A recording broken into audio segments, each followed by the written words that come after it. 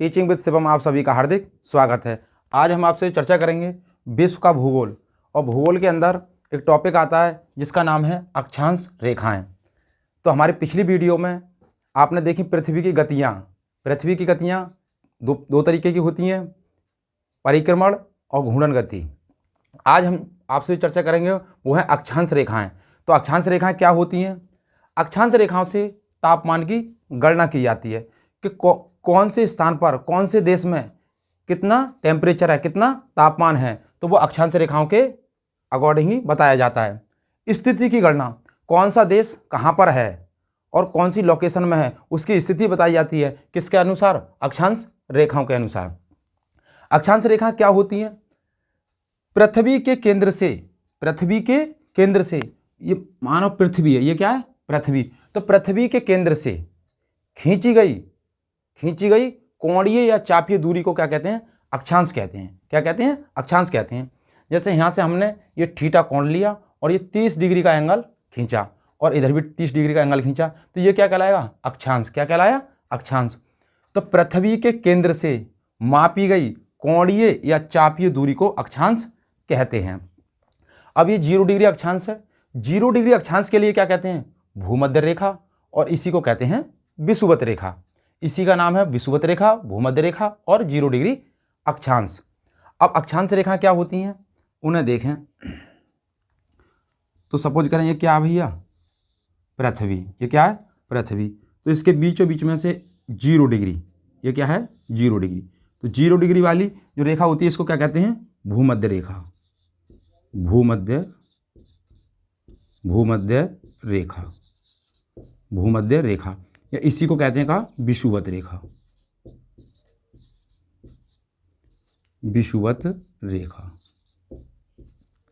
रेखा।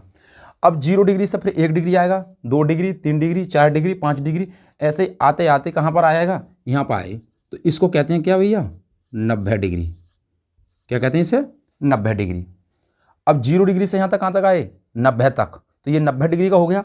तो इसको अगर ऐसे कर दें तो ये 90 डिग्री का समकोण बन जाता है। तो ये 90 डिग्री। और उसी प्रकार से इधर को आएंगे तो यहाँ पर क्या बनेगा भैया? 90 डिग्री साउथ। और यहाँ पर क्या बनेगा भैया? नॉर्थ। 90 degree north. तो ये ऊपर वाला क्षेत्र है, 0 डिग्री से ऊपर वाला क्षेत्र है, वो क्या क्या कहलाएगा? उत्तरी गोलार्ध। और नीचे वाला क्या कहलाएगा? दक्षिणी गोलार्ध। तो इसे क्या कहते हैं? उत्तरी गोलार्ध। इसे क्या कहते हैं? उत्तरी गोलार्ध।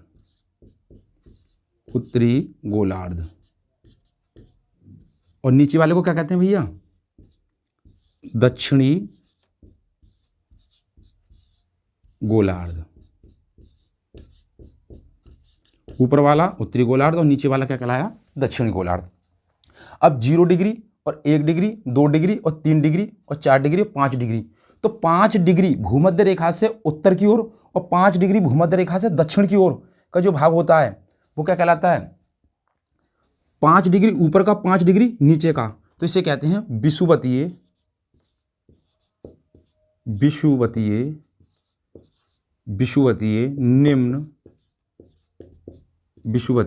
निम्न वायुदाब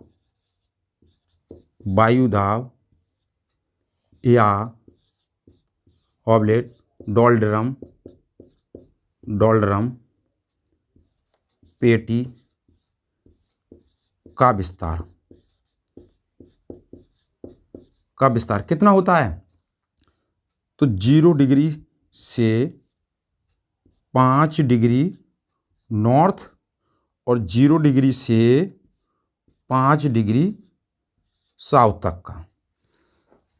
तो 0 डिग्री से और जैसे 1 degree, 2 degree, 3 degree, 4 degree, 5 degree तक हम जाएंगे तो वहाँ पर क्या होता है? निम्न वायुदाब। यानी कि वायुदाब कैसा होता है? निम्न। क्या होता है? निम्न होता है। और 0 डिग्री से अगर दक्षिणी गोलार्ध में जाएंगे तो 1 डिग्री, 2 डिग्री, 3 डिग्री, 4 डिग्री और 5 डिग्री, तब भी तापमान क्या रहेगा?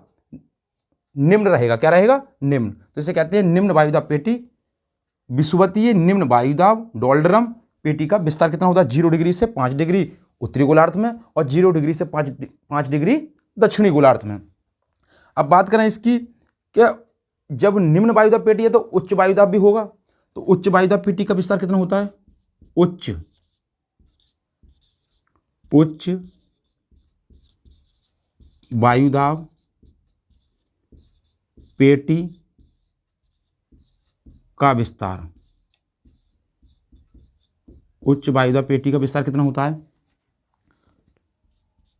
तो 30 डिग्री से 35 डिग्री उत्तरी गोलार्ध में और 30 डिग्री से 35 डिग्री दक्षिणी गोलार्ध में। तो 30 डिग्री से 35 डिग्री के बीच में दक्षिणी गोलार्ध में और 30 डिग्री से 35 डिग्री उत्तरी गोलार्ध में क्या होता है? उच्च वायुदाब पेटी का विस्तार। यहाँ पर कैसा वायुदाब कैसा होता है? वायु का जो दबाव होता है वो कैसा होता है? उच्च होता है। कैसा होता है? उच्च होता है। तो इसे कहते हैं उच्च वायुदाब पेटी का विस्तार। तो निम्न वायुदाब पेटी का विस्तार 0 से 5 डिग्री उत्तरी गोलार्ध और दक्षिणी गोलार्ध, और उच्च वायुदाब पेटी का विस्तार 30 डिग्री से 35 डिग्री उत्तरी गोलार्ध और दक्षिणी गोलार्ध। अब बात करें कि भाई अक्षांश रेखाओं की संख्या कितनी होती है? अक्षांश रेखाओं की संख्या कितनी होती है? तो अक्षांश रेखाओं की संख्या कितनी होती है? अक्षांश रेखाओं की संख्या कितनी होती है? तो ऊपर वाला होता है हमारा दक्षिणी गोलार्ध, उत्तरी गोलार्ध, और नीचे वाला कौन सा होता है? दक्षिणी गोलार्ध। विषुवत रेखा से ऊपर वाले भाग को कहते हैं हम उत्तरी गोलार्ध और नीचे वाले भाग को कहते हैं दक्षिणी गोलार्ध। तो जो 0 डिग्री है और 0 डिग्री वाली रेखा को क्या कहते हैं? भूमध्य रेखा, विषुवत रेखा या 0 डिग्री अक्षांश। अब बात करें कि 0 डिग्री अक्षांश ही हो गया, तो ऐसे 1 डिग्री 2 डिग्री 3 डिग्री, तो ये सूर्य की किरणें सब प्रथम लंबवत पड़ी, तो किस पड़ी? ये क्या कहलाएगा? यहाँ पे एक रेखा ये है, एक रेखा ये है। तो पृथ्वी पर क्षैतिज रूप से, पृथ्वी पर क्षैतिज रूप से, तो पृथ्वी पर क्षैतिज रूप से खींची गई रेखाओं को क्या कहते हैं? अक्षांश रेखाएं कहते हैं। तो लिखें पृथ्वी पर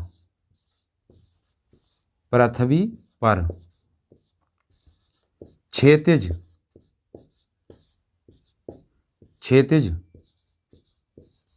रूप से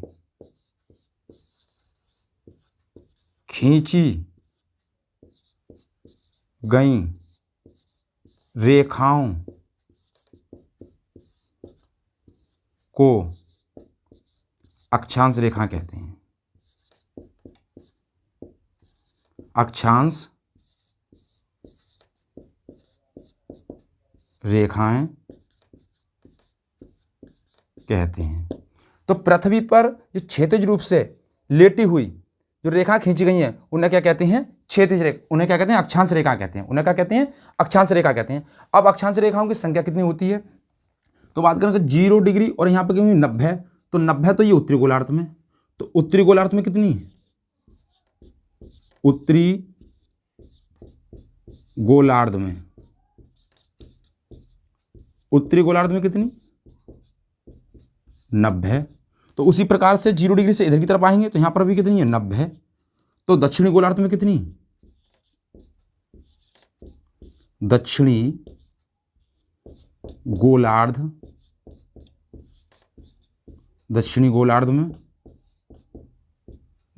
में कितनी? 90।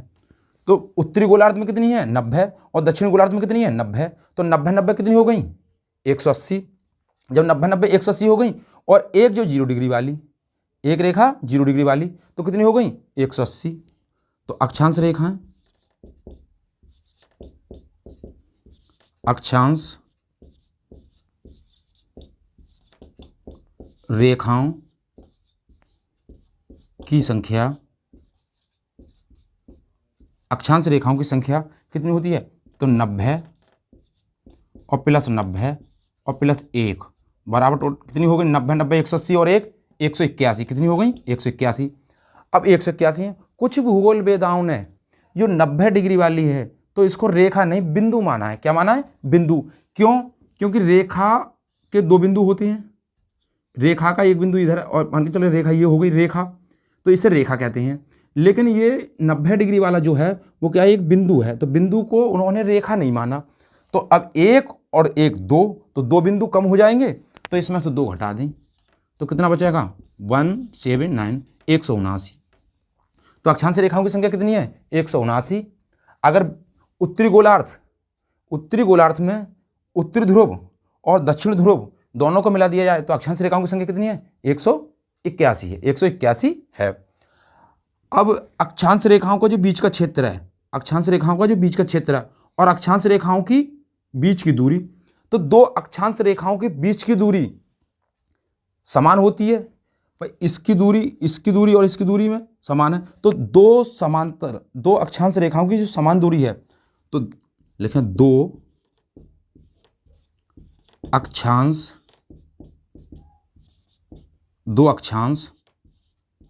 रेखाओं की बीच की दूरी कितनी होती है?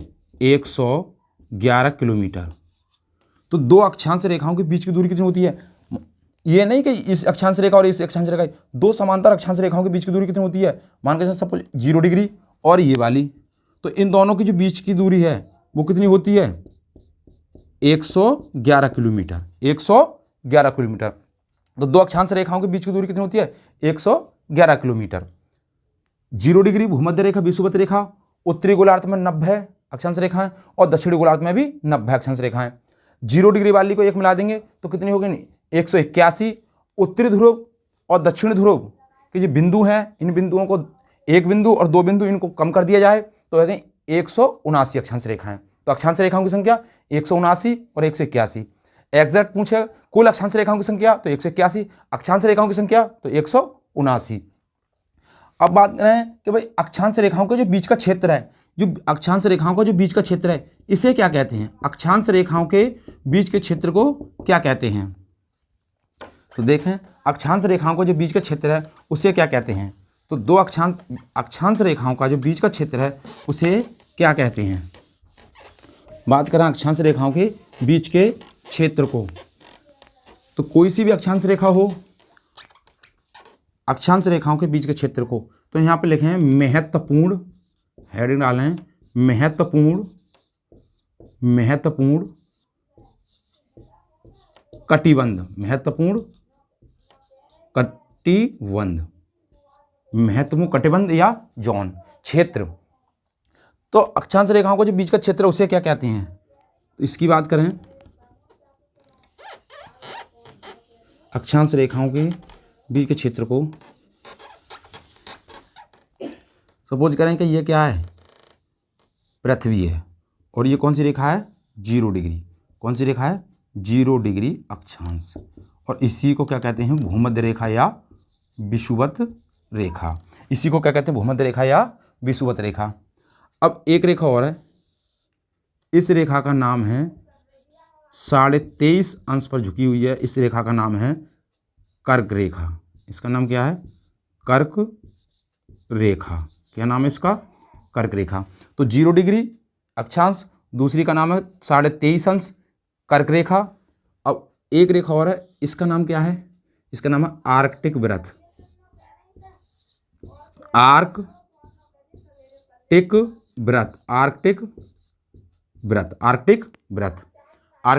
वृत्त। और ये क्या है? उत्तरी ध्रुव। ये क्या है? नॉर्थ पोल, उत्तरी ध्रुव। अब ऊपर भी ऐसे ही है तो नीचे भी ऐसी होंगी दक्षिणी गोलार्ध में। तो दक्षिणी गोलार्ध में क्या है? यह है 23.5 अंश मकर रेखा। 23.5 अंश मकर रेखा। आर्कटिक जो वृत्त है वो कितना है? वो 66.5 अंश। 66.5 अंश। अब उसी प्रकार से नीचे की तरफ है एक 66.5 अंश।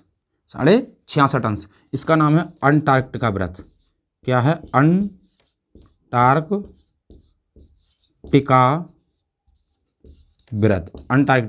वृत्त। और ये क्या है?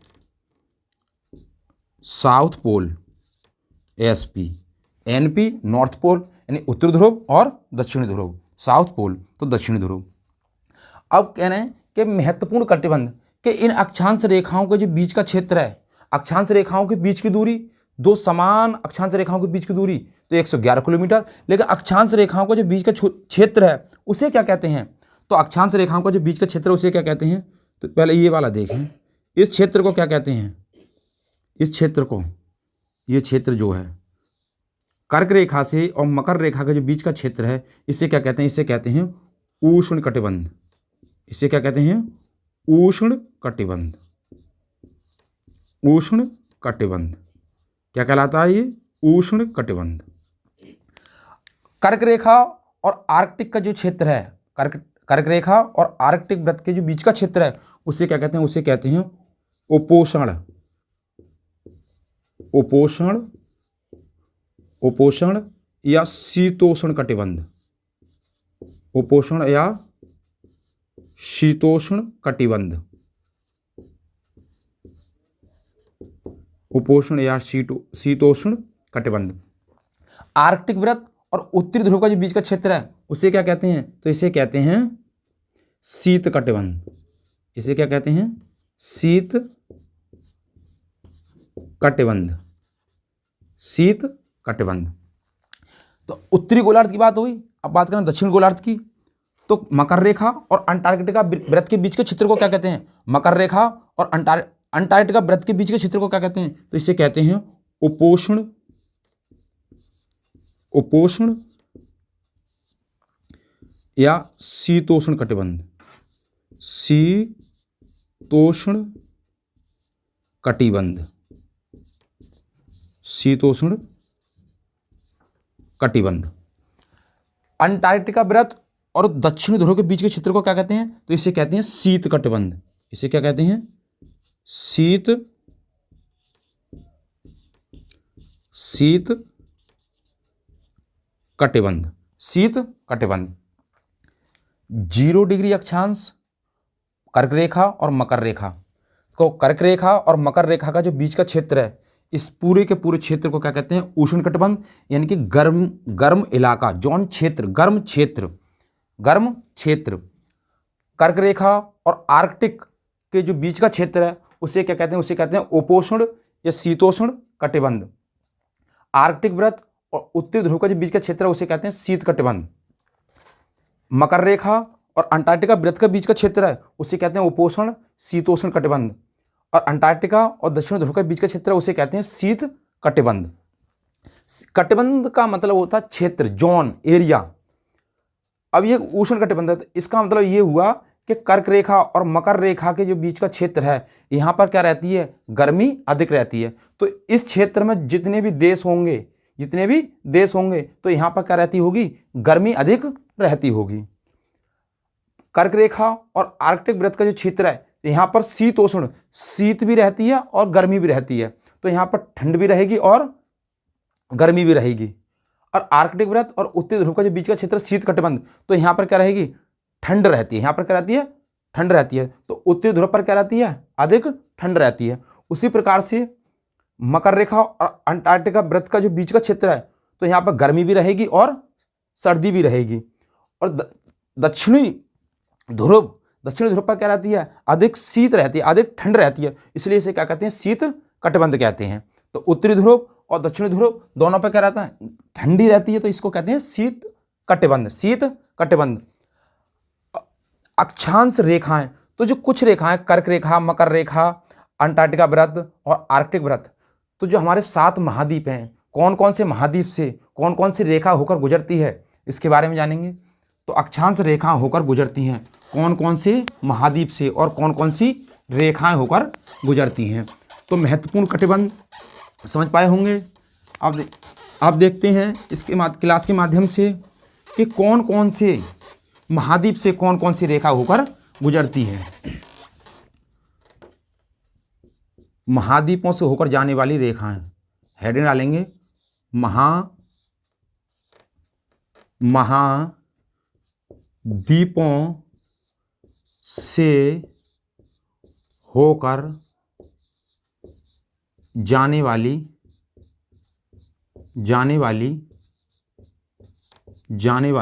रेखाएं। महाद्वीपों से होकर जाने वाली रेखाएं। तो पहले महाद्वीप लिखे हैं यहाँ पे। एशिया महाद्वीप, अफ्रीका महाद्वीप, उत्तरी अमेरिका,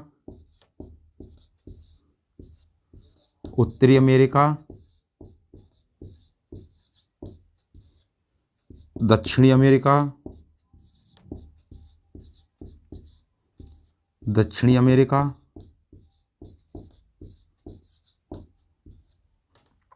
1 2 3 4 5, एशिया, एशिया महाद्वीप, अफ्रीका महाद्वीप, उत्तरी अमेरिका, दक्षिणी America,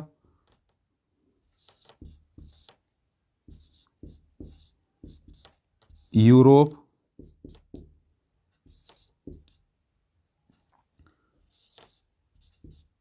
Antarctica, Antarctica, Australia, Australia, Australia महाद्वीप, ऑस्ट्रेलिया महाद्वीप।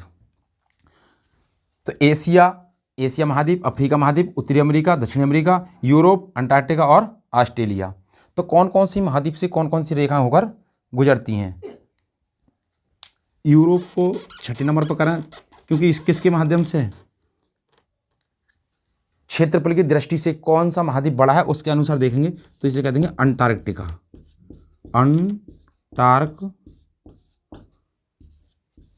और इसे कहते हैं यूरोप। ये क्या है? यूरोप। तो क्षेत्रफल की दृष्टि से तो कौन कौन सी महाद्वीप से कौन कौन सी रेखाएं होकर गुजरती हैं, तो इसमें लिखें ट्रिक के माध्यम से, ट्रिक के माध्यम से देखेंगे हम। आम तो सभी ने खाया होगा, तो आम, आम,